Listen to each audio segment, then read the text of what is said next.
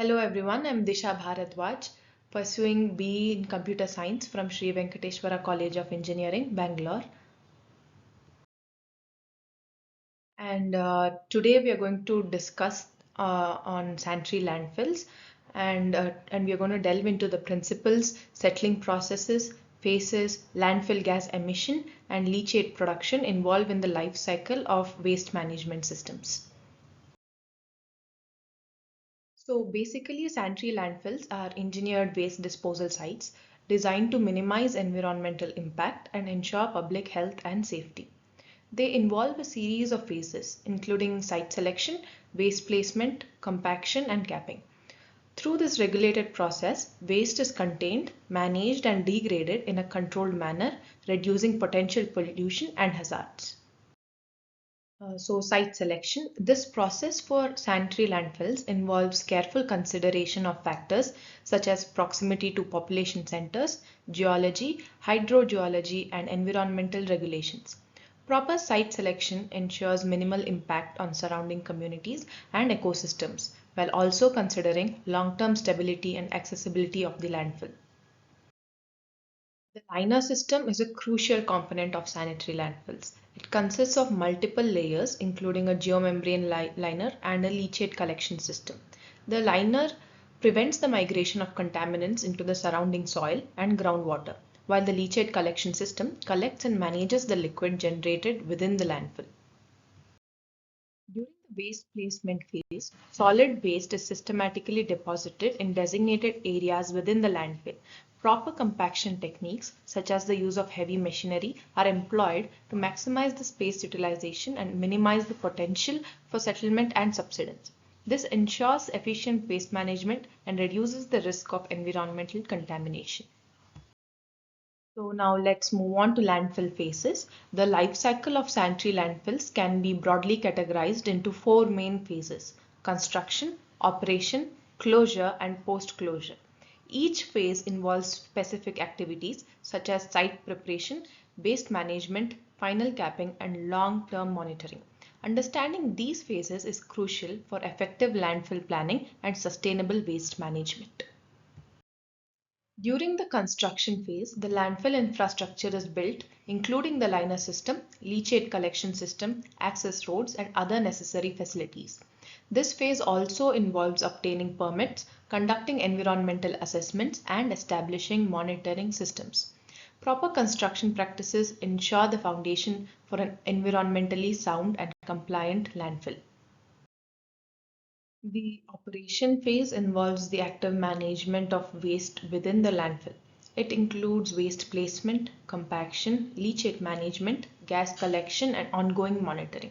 Compliance with the environmental regulations and regular inspections are essential during this phase to ensure proper waste containment, environmental protection, and public health. So the closure phase marks the end of active waste disposal in the landfill. It involves the final capping of the landfill, installation of a permanent cover, and implementation of long-term monitoring and maintenance plans. Proper closure ensures the containment of waste, minimizes potential environmental impacts, and facilitates the transition to post-closure activities. The post-closure phase begins after the closure of the landfill and extends for an extended period. It focuses on long-term monitoring, maintenance, and environmental control measures. Post-closure activities aim to ensure the continued integrity of the landfill, manage potential environmental risks, and facilitate the transition of the site to other land uses. Now let's discuss about settling processes. Over time, waste undergoes settling processes within the landfill. These processes involve compaction and degradation, resulting in the reduction of waste volume and stabilization of the landfill mass. Proper monitoring and control of settling processes are essential to maintain the stability and integrity of the landfill structure. There are three stages in landfill settling. The first one is primary consolidation. During this stage, a substantial amount of settling occurs. This settlement is caused by the weight of base layers. The movement of trucks, bulldozers, or mechanical compactors will also enhance this process. After this primary consolidation or short-term deformation stage, aerobic degradation process occurs. The next stage is called the secondary compression. During this stage, the rate of settling is much lower than that in the primary consolidation state, as the settling occurs through compression, which cannot be enhanced. And the last stage is known as decomposition. During the degradation processes, organic material is converted into gas and leachate. The settling rate during this stage increases compared to the secondary compression stage and continues until all decomposable organic material is degraded. This settling rate, however, gradually decreases with the passage of time. There are several factors which influence landfill settlings, such as waste composition, moisture content, waste placement methods, and cover materials. The type and proportion of waste materials significantly impact settling rates, with higher organic content leading to greater settlement. Moisture content affects biodegradation rates and subsequent settling. Proper waste placement methods and the use of suitable cover materials can help minimize settling and its associated issues. Landfill settlings can have various environmental and operational impacts. These include land subsidence, which can damage infrastructure and affect nearby ecosystems. It can also lead to leachate leakage, uncontrolled gas migration, and instability of waste slopes. Additionally, settling affects the available airspace within the landfill, necessitating more frequent waste compaction and potentially increasing operational costs.